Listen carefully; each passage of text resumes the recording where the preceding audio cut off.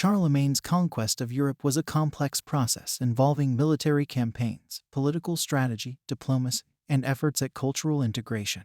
To understand it in greater detail, we can examine various aspects of his reign and how he expanded his empire. After inheriting the kingdom from Pepin the Short in 768, Charlemagne became co-ruler with his brother Carloman.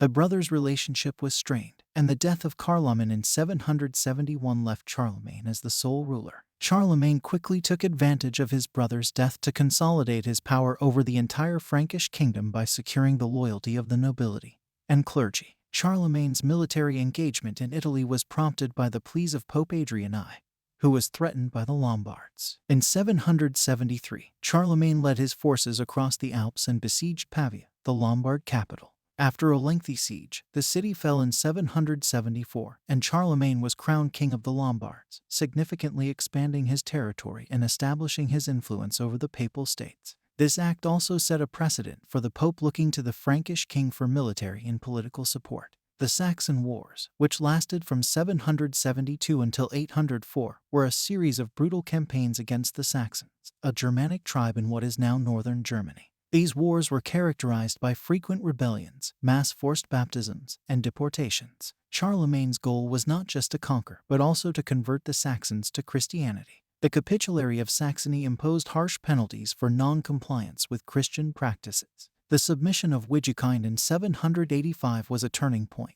The Saxon leader's baptism symbolized the Frankish victory and the Christianization of the region. Charlemagne's foray into Spain in 778 was partly a response to a request for assistance from Muslim governors in Spain rebelling against the Umayyad Emir of Córdoba. The campaign was largely unsuccessful and culminated in the disastrous Battle of Roncesvalles Pass. Despite this, Charlemagne established the Marca Hispanica, a series of buffer states south of the Pyrenees, to protect his empire from Islamic incursions. The Frankish campaigns against the Avars and Slavic tribes extended Charlemagne's influence into Central and Eastern Europe.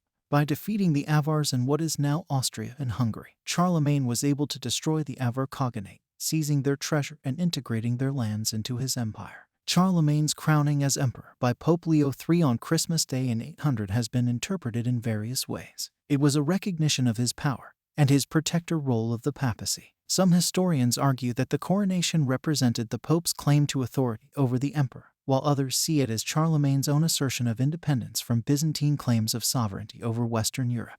Charlemagne's administrative reforms were essential for the management of his vast empire. He divided his realm into counties, each governed by a count, and grouped counties into larger units called duchies. He established the missi dominici, who were pairs of officials sent out to local jurisdictions to enforce imperial policy and ensure the count's loyalty. The Carolingian Renaissance was a period of cultural revival and reform promoted by Charlemagne and his successors. This Renaissance had a significant emphasis on education, with the establishment of schools and the promotion of literacy among the clergy and administration.